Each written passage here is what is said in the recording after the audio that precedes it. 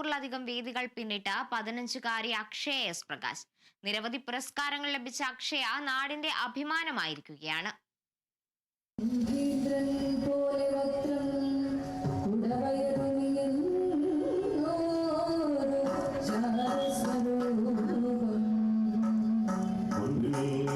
അഞ്ചര വയസ്സിലാണ് അക്ഷയ ഓട്ടംതുള്ളൽ അഭ്യസിക്കാൻ ആരംഭിച്ചത്.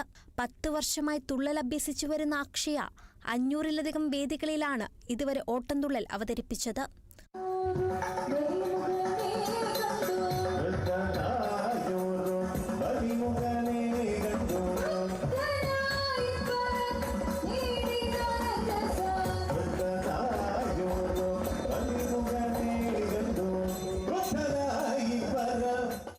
ഏറ്റുമാനൂർ ക്ഷേത്രത്തിലെ കലാമണ്ഡപത്തിൽ നടന്ന ഓട്ടംതുള്ളൽ പരിപാടിയിൽ ആകൃഷ്ടയായ അക്ഷയ്ക്ക് അച്ഛൻ പ്രകാശൻ ഓട്ടംതുള്ളലിന്റെ CD വാങ്ങി നൽകുകയായിരുന്നു. തുടർന്ന് കുട്ടിയുടെ അഭിരുചി മനസ്സിലാക്കിയ പ്രകാശനും അമ്മ സതിയും ഓട്ടംതുള്ളൽ പഠിപ്പിക്കാനായി കലാമണ്ഡലം BC നാരായണൻ മാഷിനെ സമീപിച്ചു. മോക്കിങ്ങനെ താല്പര്യമുണ്ടെന്ന് നാരായണ മാഷന് പറഞ്ഞപ്പോൾ ഞാനൊന്ന് നോക്കട്ടെ സതി എന്ന് പറഞ്ഞിട്ട് ഒരു ദിവസം വീട്ടിൽ വന്ന് ദക്ഷിണയൊന്നും മേടിച്ചില്ല, ജസ്റ്റ് ഒന്ന് കളിപ്പിച്ചൊക്കെ നോക്കിയപ്പോഴത്തേന് ആശാൻ ഇഷ്ടപ്പെട്ടു. അതിനുശേഷം പിന്നെ ഔപചാരികമായിട്ട് ദക്ഷിണയൊക്കെ കൊടുത്ത് അങ്ങനെ അങ്ങോട്ട് തുടങ്ങുകയാണ്. അപ്പോൾ അത് 2015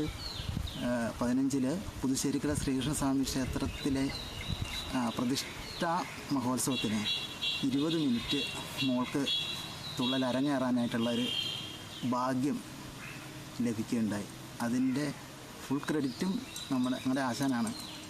നിരവധി പുരസ്കാരങ്ങളാണ് ഈ കൊച്ചു തുള്ളൽ കലാകാരിയെ തേടിയെത്തിയിട്ടുള്ളത്. +1 പരീക്ഷ കഴിഞ്ഞു നിൽക്കുന്ന അക്ഷയ കലോത്സവ വേദികളിലും ഓട്ടംതുള്ളലിൽ വിജയം കരസ്ഥമാക്കിയിട്ടുണ്ട്.